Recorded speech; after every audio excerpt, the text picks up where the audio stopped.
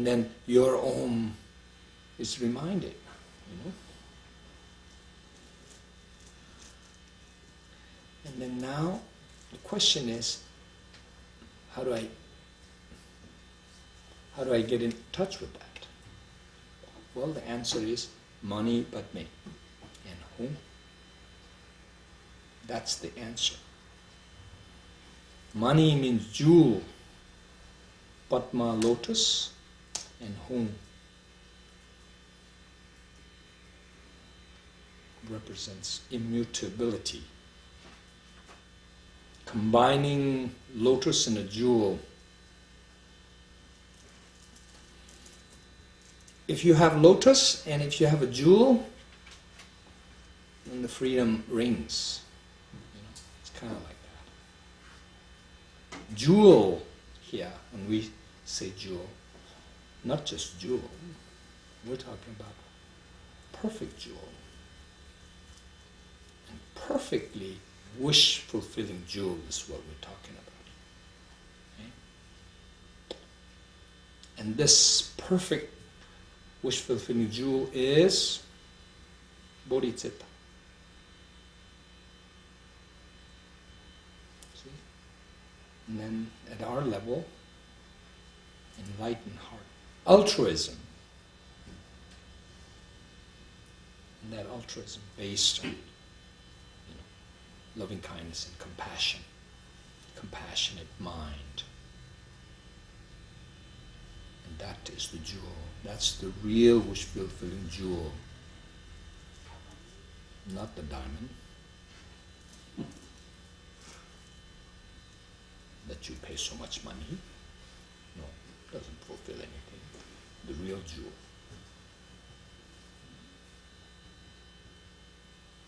Is bodhicitta.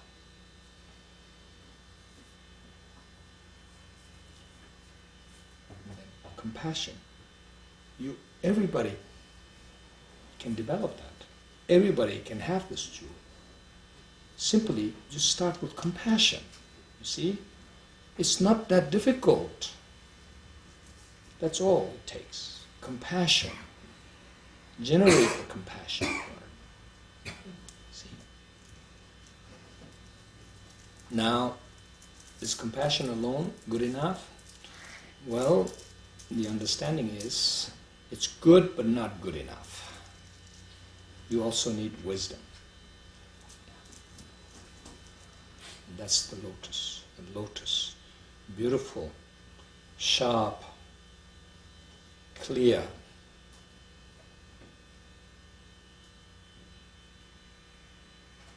Lotus that grows in the muddy water, yet it's so sharp and clean, pure, beautiful.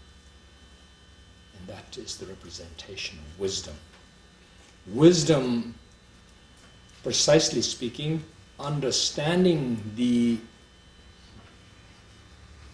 emptiness nature of phenomena.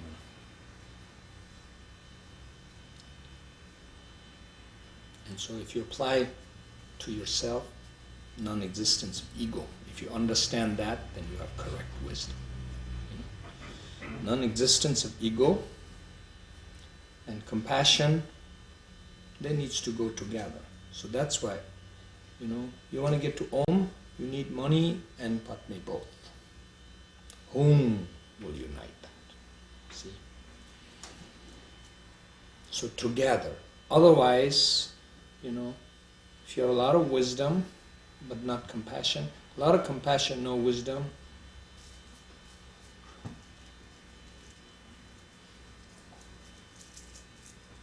it's not properly balanced, so to speak.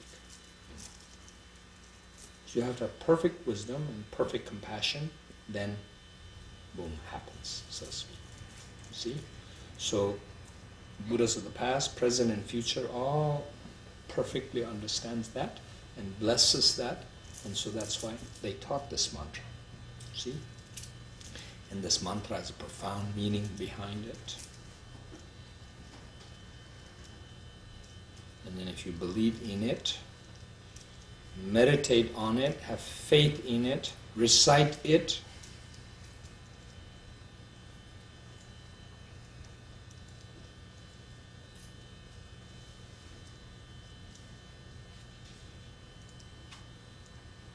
Nobody can say no to the natural power of that.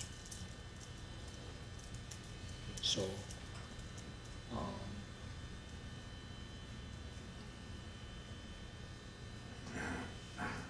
I think power of mantra is quite beautiful.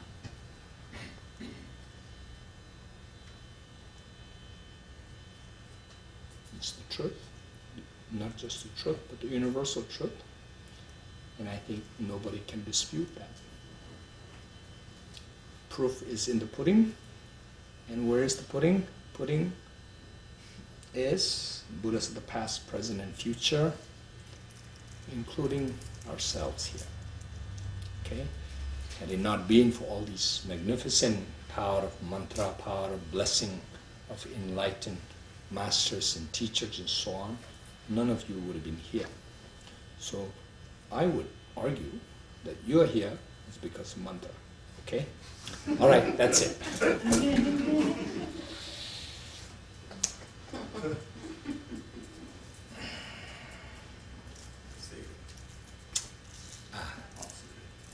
Chris, I'm done.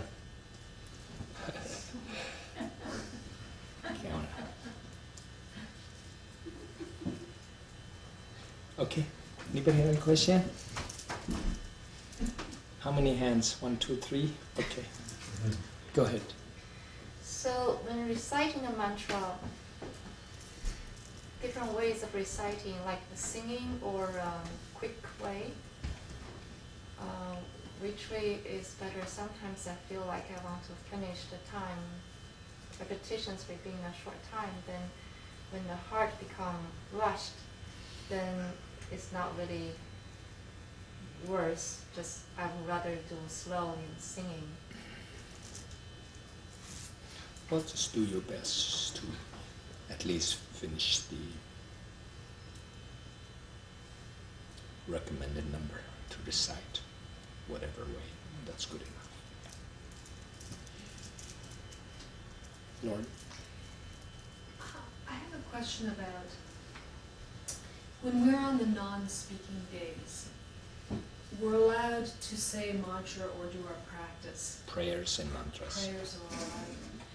And we don't take water.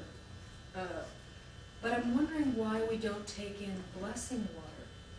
In the same way that we're allowed to speak mantra, it seems as if we should be able to take in that water, blessing water, rather than not. So well, yeah. Maybe that's a good question. I think here is the situation, if you can truly, sincerely take it as a blessing, then maybe fine. But sometimes it might go towards quenching your thirst. And so, in order to be safe, you just use your blessing water, just put in your head and face and so on, rather than drinking and swallowing it, so to speak.